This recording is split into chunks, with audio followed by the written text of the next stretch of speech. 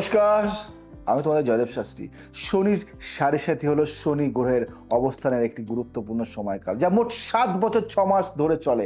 এটি একজন ব্যক্তির জন্মছক অনুযায়ী চন্দ্র রাশির উপর ভিত্তি করে নির্ধারণ করা হয়। যখন শনি চন্দ্র রাশির এক ঘর আগে বর্তমান ঘরে এবং এক ঘর পরে অবস্থান করে, তখন সেই সময়কে শনির সাড়ে সাথী বলা হয়। এই সময়টি সাধারণত চ্যালেঞ্জ, কষ্ট এবং পরিবর্তনের সময় হিসেবে বিবেচিত হয়, তবে সঠিক প্রস্তুতি এবং মানসিক দৃঢ়তা দিয়ে একটি মোকাবিলা করা সম্ভব।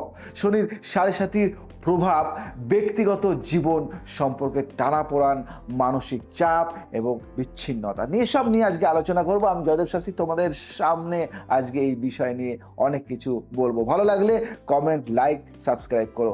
আর্থিক জীবন, আর্থিক ক্ষতি বা অপ্রত্যাশিত ব্যয়, পেশাগত জীবন, কাজের ক্ষেত্রে বাধা, চাকরি পরিবর্তন বা বেকারত্ব, স্বাস্থ্য, শারীরিক দুর্বলতা বা দীর্ঘস্থায়ী অসুস্থতা, এসব সমস্ত কিছু কিন্তু হয়। মনের অবস্থা, হতাশা, উদ্বেগ এবং আত্মবিশ্বাসের অভাব শনির সাড়ে সাথীতে কিন্তু এগুলি কিন্তু দেখা দেয় এবং কষ্ট। অনেকেই ভয় পাও শনির সাড়ে সাথী কি খায় না মাথায় দেয়, অনেকে জানে না। আজকে আমি শেখাবো তোমাদের শনির সাড়ে সাথীর মোকাবিলা করার উপায়। আজকে বলবো কি হতে পারে। ফার্স্টে আধ্যাত্মিক প্রতিকার করবে। শনির মন্ত্র জপ করুন, বাড়িতে বসে করুন। শনির মন্ত্র কি করবে?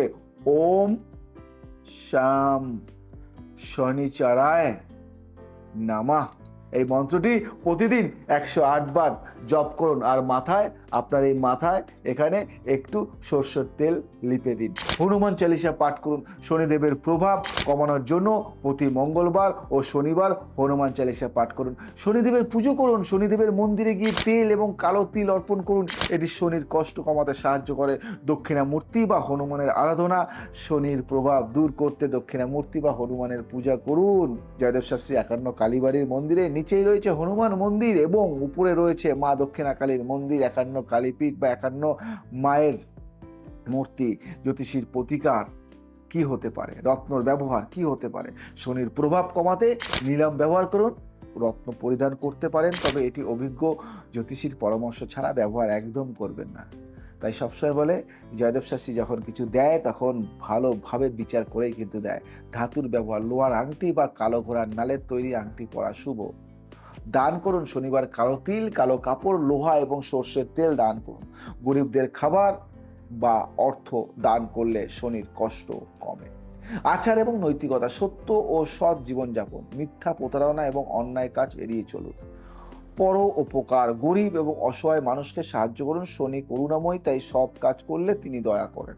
শৃঙ্খলা বজায় রাখা, শনি শৃঙ্খলা এবং দায়িত্বের গ্রহ। জীবনে শৃঙ্খলা আনুন এবং দায়িত্বশীল হন। জীবনযাত্রার পরিবর্তন করতে হবে আপনাকে। কি করবেন? ধৈর্য ও মনোবল বজায় রাখা।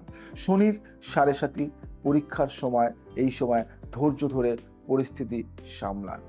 স্বাস্থ্য সচেতনা, নিয়মিত ব্যায়াম এবং স্বাস্থ্যকর খাদ্য অভ্যাস বজায় রাখুন। মানসিক চাপ কমাতে ধ্যান ও যোগ ব্যায়াম করুন। জয়দেব শাস্ত্রী কি সহজভাবে বলে দেয় না, সমস্যার সমাধান করে দেয়। এটাই আমি। তার জন্য সবাইকে বলি, যারা আমার অনুষ্ঠান দেখো তারা কিন্তু অনেক ভালো আছো। আর্থিক পরিকল্পনা, অপ্রয়োজনীয় ব্যয় এড়িয়ে চলুন এবং ভবিষ্যতের জন্য সঞ্চয় করুন। জীবনের পাঠ শিখুন। শনির সাড়ে সাথী শিক্ষার সময় এই সময় আপনি ধৈর্য, দায়িত্ববোধ এবং নিজের দুর্বলতা সম্পর্কে শিক্ষা পাবেন। নিজের ভুল থেকে শিখুন এবং ভবিষ্যতে উন্নতির জন্য প্রস্তুতি নিন। জয়দেব শাস্ত্রী বলে দেয় সব পুঙ্খানুপুঙ্খভাবে কি করবেন, কেন করবেন, কিসের জন্য করবেন, কি প্রতিকার, কি রেমেডিস, কি রত্ন, কি উপায়, কি পরামর্শ, সবই কিন্তু বলে দেয় আপনাদেরকে। শনির সাড়ে সাথীর জন্য শুভ কাজ কি করবেন? প্রতিদিন সকালে শনিদেবের মন্ত্র জপ করুন। এটা কিন্তু আপনার জন্য একদম মোক্ষম রেমেডিস। শনিবারে সর্ষের তেল দিয়ে প্রদীপ প্রজ্বলন করুন। সর্ষের তেল দিয়ে অবশ্যই কিন্তু প্রদীপ জ্বালাবেন। পিপীলিকা বা কাককে খাবার দিলে অনেক সমস্যার সমাধান কমে যায়।